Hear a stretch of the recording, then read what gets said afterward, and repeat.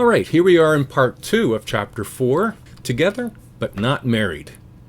Cohabitation and Common Law in Canada. Cohabitation is increasingly accepted, and especially among younger people.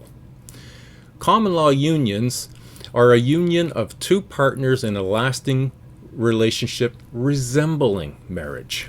In 2011, 2.8 million Canadians between the ages of 15 and older make up 16.7% of all census families.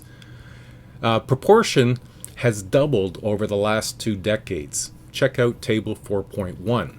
Now, for cohorts born before 1960, the proportion of cohabiting couples has also increased, suggesting that married people are choosing to cohabitate instead of remarrying after divorce or widowhood. Now, living together by the law, Canadians generally view cohabitation as a prelude to marriage rather than a substitute for it. A notable exception is in Quebec, where many believe that the common law is a distinct alternative to marriage. Again, check out table 4.2. Federally, those living together for 1 year can receive couple benefits. However, each province sets its own condition for common law status. In Ontario, it's 3 years living together, or if the couple has a child by birth or adoption, then it's 1 year. Now, common law unions can be same or opposite sex. It doesn't make a difference for legal purposes. Often, cohabitating couples do have the same property rights as married couples. However, whoever owns it, the car, the house, the business, keeps it. If the relationship ends, that is. Now, showing that the partner contributed to the car, the house, or the business can alter that expectation, as it does in marriage. Comparing cohabitation with marriage, in some ways, cohabitation and marriage are alike, but both involve romantic relationships, pooled income, pooled expenses, child rearing, and the benefits of emotional support. Marriage tends to be more permanent. No waiting period for legal rights and responsibilities to apply for marriage as when couples living in common law. Common law does not govern by the same expectations. Costs of leaving are seen as lower than in a marital separation or divorce. People who had romantic relationships and sexual intercourse while younger are more likely to cohabitate. So, what differences, if any, are there between marital relationship and happiness? Well, studies show that the level of happiness are highest early in a marriage. Not really surprising. Rising at the point of the first birth of a child, then dropping with teenagers in the family, and increasing when children leave the home and the couple live without them. Now, however, happiness never reached the high level as it does early on. Other studies found that happiness declined over time. However, the amount of decrease was related to the couple's happiness at the beginning of the research. Now, mixed unions can have implications arise based on their different cultures and traditions, the relationships with extended family, the in-laws, religion, death of a mother or of a father, caring for the survivor. In regard to the same-sex couples, their happiness is similar to heterosexual couples. For cohabitating couples, it is difficult to make general statements about happiness. It includes so many variations. As cohabitation is more accepted, therefore, less stigma attached to it. Both marriage and cohabitation support improved psychological well-being. Individual qualities and the interaction between partners. Well, if we're going to measure marital happiness, it's difficult. Given all the variables that can influence this topic, length of the marriage, the age of the individuals at marriage, reasons for getting married, we can also go back to research investigation regarding what evaluative tools do research use. So we're going to begin looking at 4 factors that can influence the relationship satisfaction. What do the individuals bring to the relationship? How couples interact? How do they deal with conflict is a really big one. And how do extended family and others affect the couple? And we're going to look at each of these individually. Individual qualities. When we enter into a relationship, we bring our own personality and our own past history with us. Researchers identify what are known as the Big Five personality traits, and these are on a continuum. Okay? Conscientiousness is singled out as critical. Partners who are emotionally healthy have higher levels of empathy and interpersonal skills and are more accurately interpreting the messages of their partners. This is also related to EQ, or the management of our emotions. Two.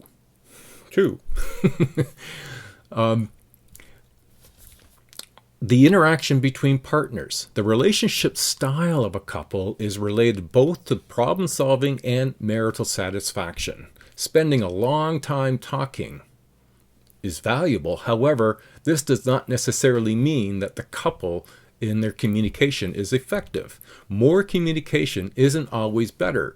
Effective communication depends on continued use of maintenance strategies. Checking in, being positive or helpful when one's partner is tired or cross or otherwise negative, listening effectively. There's a term that's used, it's called capitalization, and this is the process of responding to positive events by celebrating or sharing good news with one another. One can capitalize on the sharing of good news by reliving and receiving positive feedback. Nonverbal communication may be more important than what each partner actually says. Now, one important issue and area of relationships is conflict. Conflict in the relationship will happen in all relationships. Remember, conflict is not bad or unnatural. It's normal and can be very healthy. The main issue is how to approach and deal with the interpersonal conflict. Again, emotional IQ, emotional quotient, is really important. 3, how are conflicts resolved? Well, some of what is at issue are 2 questions. What are we having troubles with because they fight? Are they having troubles because they fight, or are they fighting because they have troubles? What do we know? Individuals have different conflict styles. And those most successful in dealing with differences are those who de-escalate conflict instead of feeding the anger. Those who trade anger for anger are more likely to set off a vicious cycle. The balance between conflict and pleasant aspects of marriage is also important. Every negative action should be balanced by 4 or 5 positive ones.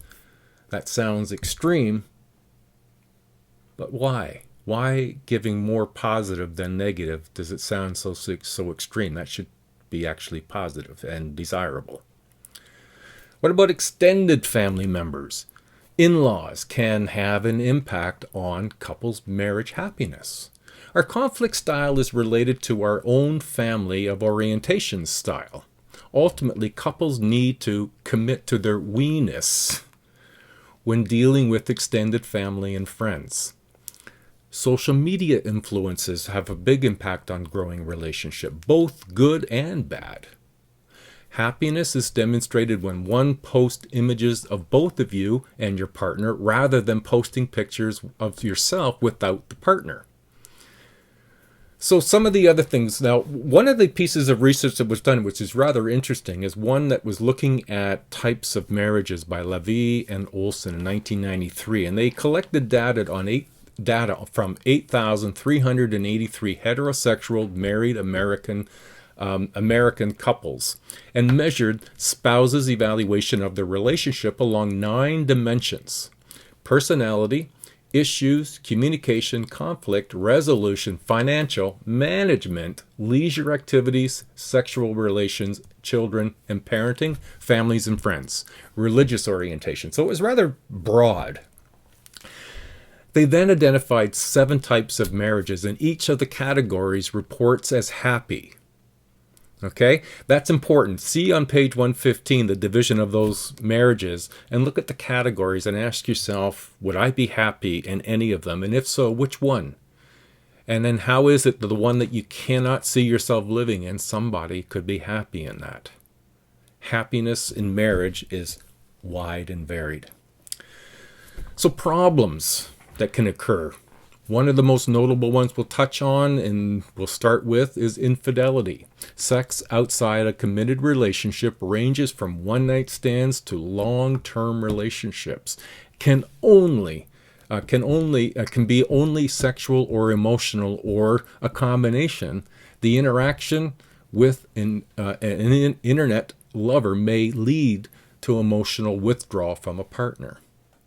Some other observations regarding infidelity is that men are more likely to be unfaithful. Though recent studies show the rates for men and women are becoming more alike. For men, being married or cohabitating has no significant effect on predicting infidelity. Married women are less likely to be unfaithful. More highly educated people are more likely to report engaging in infidelity. Infidelity is the single most cited cause of divorce. Cohabitators are more likely than the married couples to part. Can result in rage, loss of trust, fear, lower self-esteem. Men are more likely to be angry and jealous over sexual aspects. Women are more likely to be jealous over emotional aspects. If we're considering marriage happiness, and we consider that over the long haul, there is really only one answer to make for a happy marriage. And studies done on couples have been looking at long-term relationships, 50 years, generally found that whether they started happy or not, they remain pretty much the same throughout the relationship. Two factors were important here. Openness and honesty helps couples to find ways to talk about conflict and keeping negativity to a minimum. If and when troubles do emerge, commitment is the first important factor. Commitment to work together at solving the problems as they arise. When commitment is not enough, forgiveness becomes important in repairing a marriage, especially when there has been serious betrayal such as infidelity. Now, not everyone's going to be able to have the same place on that. Scholars, well, they've identified sanctification as a factor in some long-lasting marriages. The marriage is seen as having a higher purpose than just the two of them. So does marriage have a future? Well, statistically, marriage is on a decline. Likely the result of delayed marriages, partly because of tighter economic times, partly because of the increase in cohabitation before marriage. Another view is that marriage is changing to meet the needs of a changing society, moving from a patriarchal husband-led system to something more egalitarian. Same-sex marriages is unlikely to undermine marriage as a whole. Cohabitation, because of the many couples involved, has had and probably will have a significant impact on marriage. Because of the value still placed on marriage, it will likely, in all likelihood, survive. Well, that's essentially all we're going to cover in part 2. It was a review of wedding bells, or not, perhaps more than you really thought. Next week, we're going to explore children. Yes or no? So we'll see you next week, everybody. Good luck.